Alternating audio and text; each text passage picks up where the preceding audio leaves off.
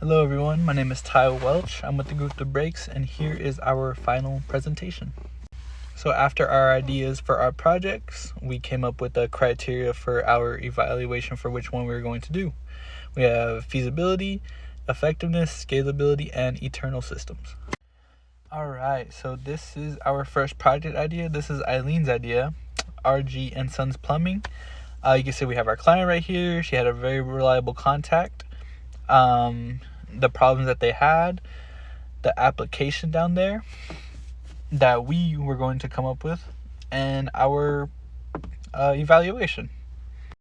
So here is our next idea. This is Jasmine's idea. Breakmasters is the client. She worked at IT over there, so she was able to talk to her boss Steve about our project that we're doing. Here is the problem that they're having. He wanted the POS system integrated, so that's what our application was going to do. And here is our score for the evaluation. Alright, so here is our last idea. The place is called Paw Patrols, a reliable volunteer contact, D'Angelo. So the problems that they were having was they had a lot of manual processes still. Animals weren't getting seen enough, matching pets to adopters. The application was to fix all of that. And we have our scores right here for our evaluation. The project we decided on was Paw Patrol. It's very feasible, very effective, and it fit our timeline very well. It wasn't too hard, it wasn't too simple, so that's the reason why we went with that one. Next, I'm going to go over our project initiation and planning. So here is our problem definition, and just to kind of sum it up, it's basically saying that their current system is very inefficient. Adopters don't get to see their animals, and animals don't get to see potential adopters. So our solution was going to fix all of that, create a user-friendly application to help the adoption process and make things a lot easier for the shelter. So here's our feasibility overview. We have economic, organizational, technical, and schedule. In terms of finances, it's looking promising. Investors might come take a look at what we're doing. Shelters are going to have a whole new revenue stream. It's going to be huge for them. Everyone likes the idea. We've talked to potential adopters, vets, the shelter itself, and it just seems like a great idea all around. From a technical standpoint, our team is more than capable of completing this project, and we're excited to do so. So here is our scope of work. We have our introduction, our objectives, and our deliverables, and we have a kind of a rough timeline right here, but there'll be a better one in a couple slides. So this intro, it's basically talking about how we're going to simplify the adoption process for potential pet owners and to get those pets out of the shelter. Some of our objectives include a user-friendly interface, the ability to kind of swift through the type of animal you want, the breed, the age, male or female, things like that. We also want the shelters to be able to swift through applications, because right now the pen and paper system, very time consuming, and with our application it's just going to be pretty much click, read through. It's going to be quick. We're also going to have a spot for the medical records, pet information. We're going to have all kinds of databases for that stuff. We'll go through it later in this presentation. Down here are some of our deliverables. We wanted to have Microsoft and Mac to be able to access. We want their database on the cloud. We don't want any data lost or anything, so it's all backed up on the cloud. We're going to prepare the shelter. We're going to have a training plan, install plan, and ongoing support after that. If they need anything, they could give us a call and we'll be there to fix whatever they need. Here is our kind of rough timeline. It only has like 3 sections, but like I said, we'll go over a better visual of our timeline in a second. So right here we have our price and payment schedule, we have our labor, our organization and management, and some additional resources. So here is our work breakdown structure. As you can see, it's sorted by date. We have our task description, our task number, and then task description, our start date, and our end date. So this basically keeps us organized, gives us a day to start, and gives us a goal date of when we want to finish. It didn't always happen this semester, but it really helped us stay organized. Here is our second part of our WBS. This is kind of where it gets exciting. We have our design phase of object-oriented models, our creating a prototype, and our implementation phase. So like I said, this really just kind of laid out the whole semester for us as we created this, and it just really helped us stay on schedule. So kind of similar, here's our Gantt chart. It breaks kind of the task down by hours. So you can see 1.5, 2 hours, 4 hours for each section that we have throughout the semester. Pretty much the same format as our work breakdown structure, but like I said, breaks down the task within hours and which day we want to get those things done. The harder the task, the longer it's going to take, obviously. So we have some right here that are 6 hours. We have some, like the first one, 1.5 hours. That one was quick. We have some in the middle, 2-3 hours. So separated week by week by week until we got to our final project. Here's the second part of that. So yeah, down to the right, you see as the project comes to an end, we have to spend more time on things like project log testing, the project launch, and after the launch we have to make sure everything's running smooth. And yeah, so this is the formula we use to calculate the time needed for tasks. It's not going to be perfect, but it gives us a rough estimate of how long we're supposed to take on each task. So we have our planning right here, our requirement definitions, our feasibility overview, and our traditional models. So obviously the models are going to take a little longer than pretty much everything else. The only thing that comes close is the requirement definitions. That comes with interviewing the client, defining everything. All right, so that's where things get a little juicy right here. We have our object-oriented models, our creating a prototype, our models again, and then we have our implementation phase. So these two take up a lot of time, and those are things we need to save time for and make sure we plan everything out, make sure everything's good. The thing that's going to take us the longest, and it did take us longest, was our prototype. It took pretty much almost, if not more than our projected time. All right, last but not least, we have our PERT chart, and it's very similar to our other ones, but I really like this one just because of the way it flows. So we have our 1.2 going all the way down to our final 4.2. Very at the bottom, it's kind of yellow. This to me is basically the Gantt chart and the WBS in one. It makes you have your start date, you have the duration, you have the ID of what project it is or what task it is. It's very organized, and I'm really a big fan of this one. All right, everyone, that was my section of the presentation.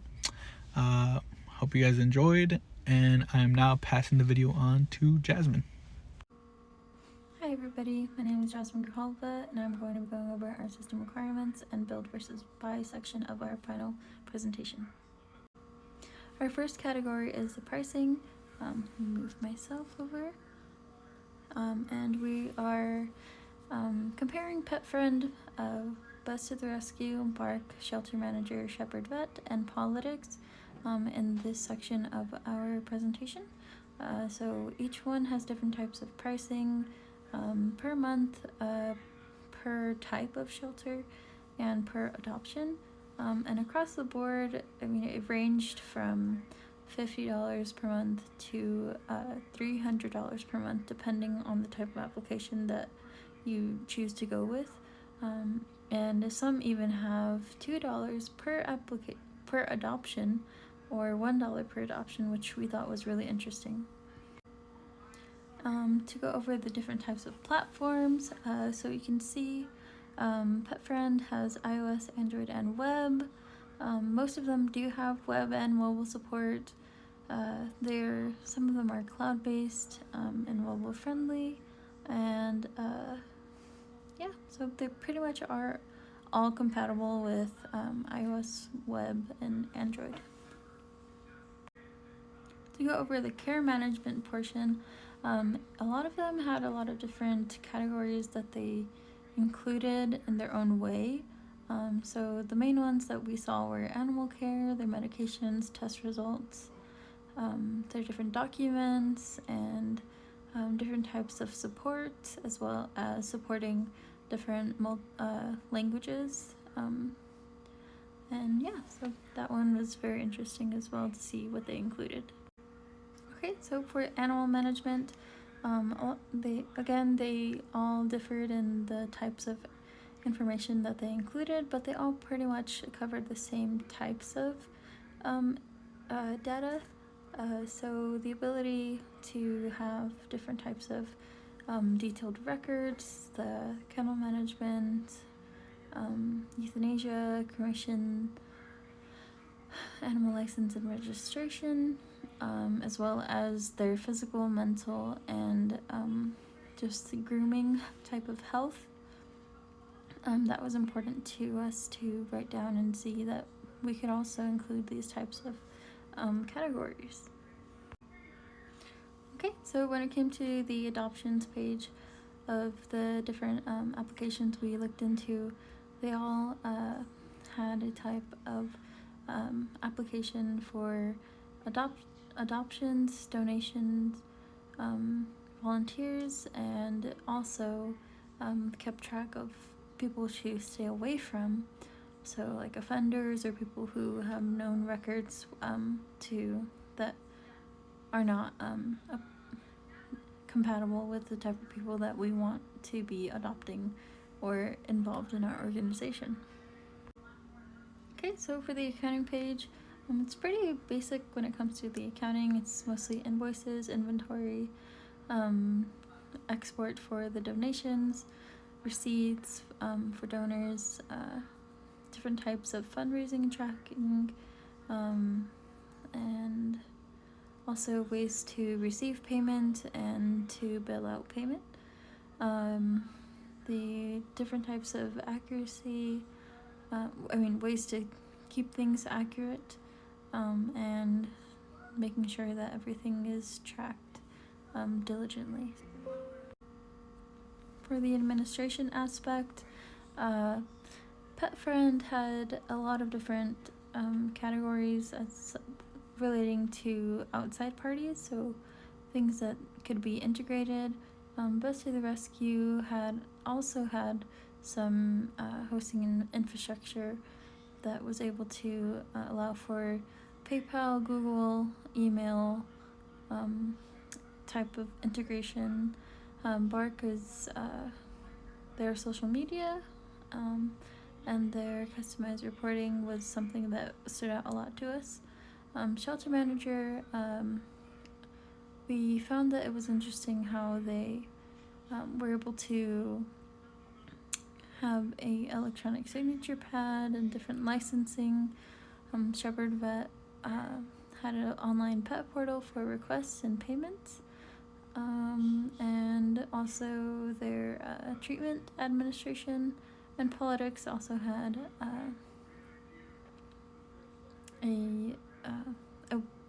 kind of like a portal to see all the different administration people who were included in their shelter, and categorize them by their security profiles. So whether or not they were like admin staff, medical staff, or volunteers or applicants. We also thought that security, looking into how each one of them handled security, was a good learning experience for us. So the Okta OIDC was very common. Their site security, site monitoring, having a cloud-based software, something that is also easy for monitoring. Two-factor login authorization is also very helpful. But yeah, that was something that we thought was very important to us.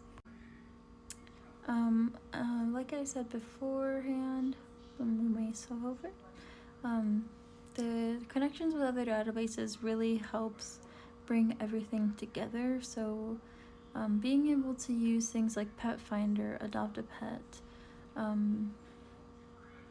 other types of APIs, being able to bring those together really makes an application more accessible to others, because with the integration of other applications and ours, we'll be able to use not only our power and our data, but theirs as well. In conclusion, our main requirements that we wanted to hone in on were the adoptions, animal management, security, and connections with other databases, as well as pricing. I'm also going to be going over our traditional models. So here is our event table. We split it up between user applicant actions, pet management actions, and administration actions.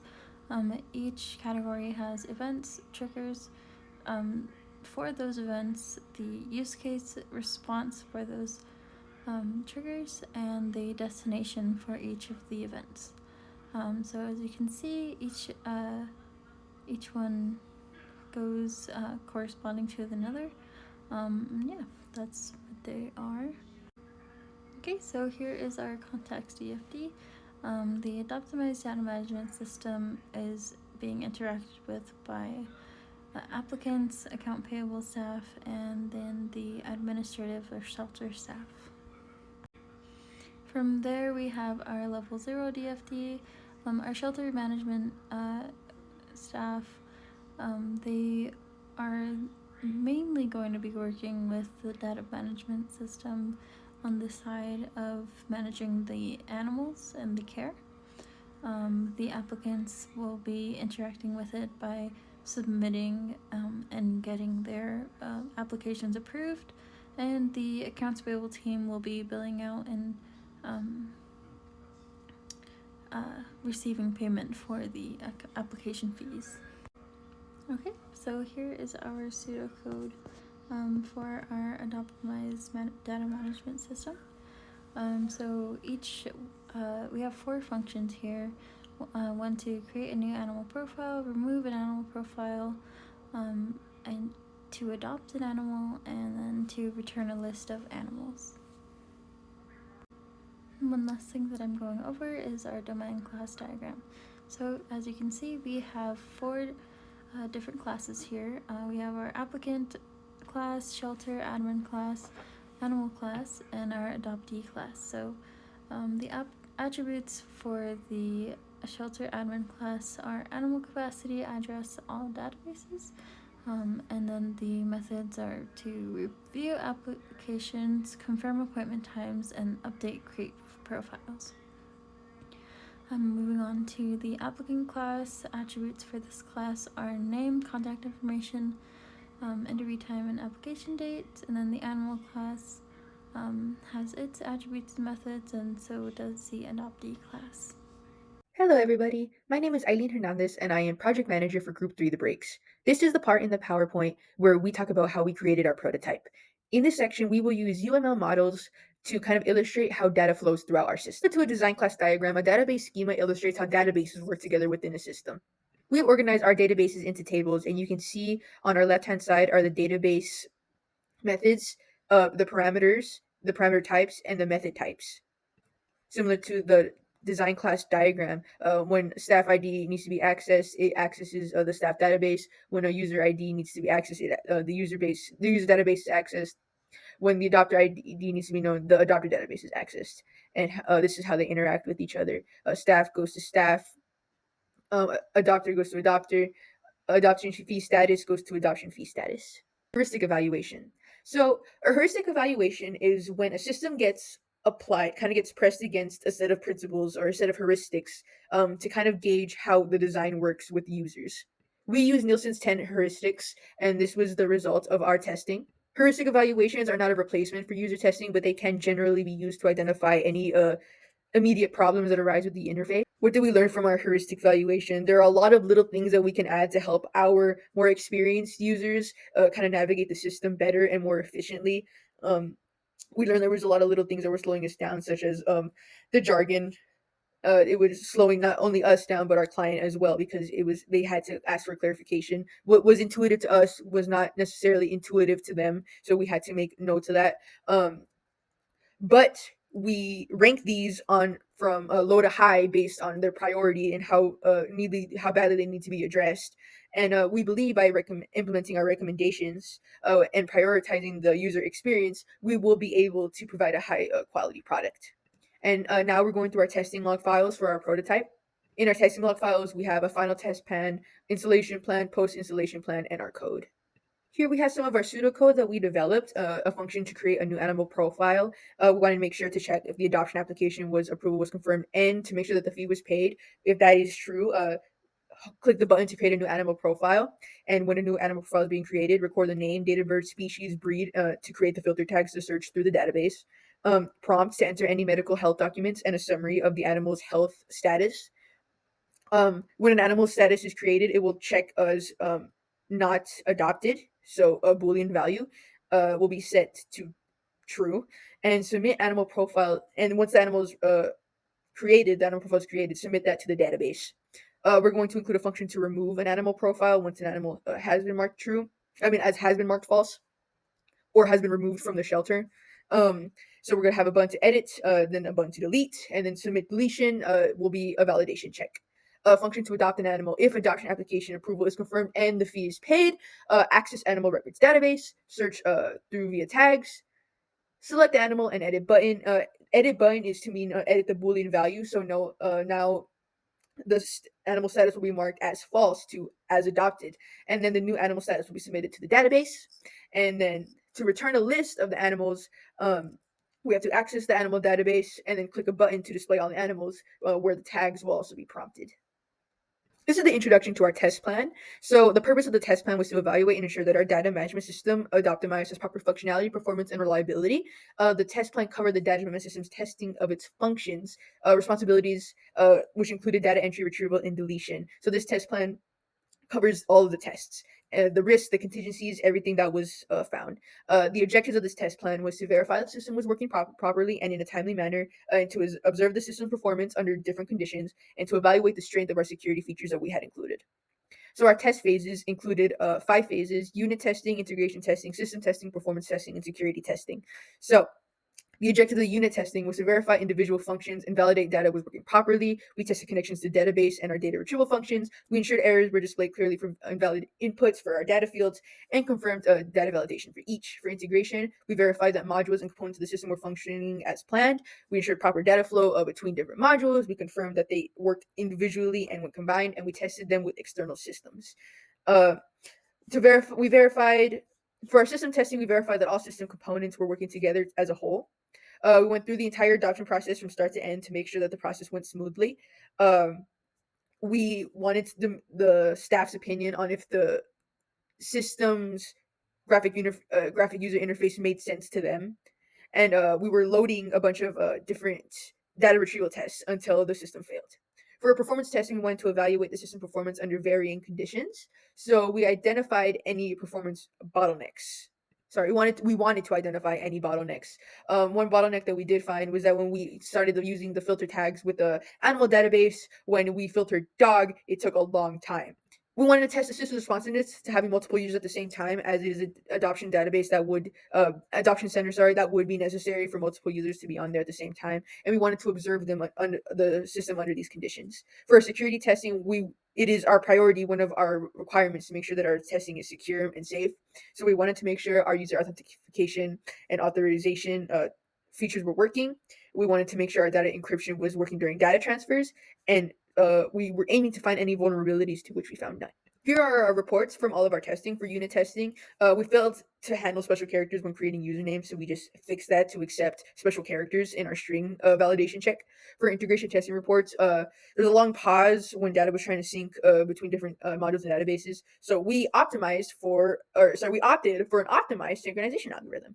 For system testing, we had insufficient server resources during heavy loads, different loads. So we decided to implement additional server resources for when peak load was being handled. Then we noticed the system slowed down significantly during performance testing when we were accessing all the same database at once. So we we opted for optimized queries for each database. Um, for security testing, we we ended up finding out that two-factor authentication didn't really flow well with our staff. They didn't feel it was secure enough, so we had them get an app where the authentication will be done for them. We're just clicking. Here, this is our risks and contingencies section, and I'm just going to read these off. So for our first risk, we had a scheduling conflict where testing may have been delayed due to changing of the scope of the project or hitting any unexpected technical issues. So we decided that communication and transparency should be prioritized in order to prevent this from happening. So if anything came up, it was expected to be immediately reported so we can give accommodations for it. Um, Data integrity risk, we were doing a lot of bottleneck testing and stress testing that dealt with data flow. So we risked corruption or loss in possible cases when we were manipulating, deleting, or updating data. So we use an environment with dummy information to risk when we were first starting out to not risk the loss of any important information. But as we were integrating into the real thing, we made sure we backed up all of everything. And then finally, we had a performance conflict where testing may have revealed unexpected bottlenecks and negatively affected the database system responsiveness. So all we have decided that we're going to do regular testing to be done for the system's strength and identify bottlenecks as soon as possible to prevent them from squeezing us out. Plan. So before we install our program, we have to create a backup of their cloud database, all of their information to make sure to prevent it from being lost. And we have to make sure that their hardware is up to date. We will install the application on every device and sign into using them employing credentials and the two-factor authentication app. Post installation, we're going to test everything end to end, so the entire adoption process, and have employees run through premeditated tests that we create to confirm success of both the application installation and the employee training. We always want to be on top of issues, so we're going to implement a system that kind of tracks issues before they happen or catch them, and as soon as they happen, we can implement a fix. We want to conduct regular health checks to make sure that the system is performing as well as it should be. We will release frequent software updates, patch managements per our clients, and any suggestions they can improve on. We will do regular tests for security and do frequent credential changes for our clients. We want to implement almost an AI kind of chatbot user support system. So when we do database checks, we want to make sure we don't lose anything. So we're going to do frequent backups. We want to continually analyze our system performance and find any more areas that we can optimize. We want to make sure that our documentation is kept up to date with any bug fixes that we might encounter. For vendor and third-party maintenance, we're going to do a bunch of background checks to make sure that we trust them and verify with them. We want to make sure that we get it's imperative to us that we get feedback from our clients to make sure that our program is working up to what they need and their expectations. We want to develop an emergency response plan just in case something happens with our data security. For budget and resource planning, we want to have a sound and reasonable budget that allocates resources properly and plans ahead for any unexpected outcomes. We want to have continuous training for our support team. Uh, Provide ongoing training to not only them but to our clients as well and any new staff members that come up. And we want to have regular custom build reporting at the end of every day. So in conclusion, what did I learn as project manager? The importance of time management, as it is no surprise to our professor and to the rest of our class, this is a very late assignment, and around the time of Thanksgiving, we got off the rails really fast. And I also want to emphasize the importance that I learned of communication. There was a brief period where we were not speaking to each other. That is also my fault. I was not speaking to my group. My group was not speaking with me. That is none of our faults. We just have regular lives. But we did get really, really behind, and we have been reaping the consequences for it. So in the future, what I learned is the importance of time management, communication, cooperation. My team members are great. They're great. But we did fall behind, and we did really get off the rails. On the other side, what did I learn? I learned about UML models, the importance of UML models. I learned the difference between them and traditional models, and why logic and concepts have to be discussed before we put them into physical like creations and representations of our system. I learned the importance of having a sound client. I learned the importance of having a client that's there to answer questions and kind of provide a clarifying of what they want instead of kind of creating something for ourselves and imagining what we want. And I learned that the process of project management is actually very fun. I had a very good time doing all of these assignments, and I learned a lot this semester. And I wanted to thank our professor, June Filoni, again. Thank you for being so understanding, and for everyone else, have a great, happy holidays and Merry Christmas.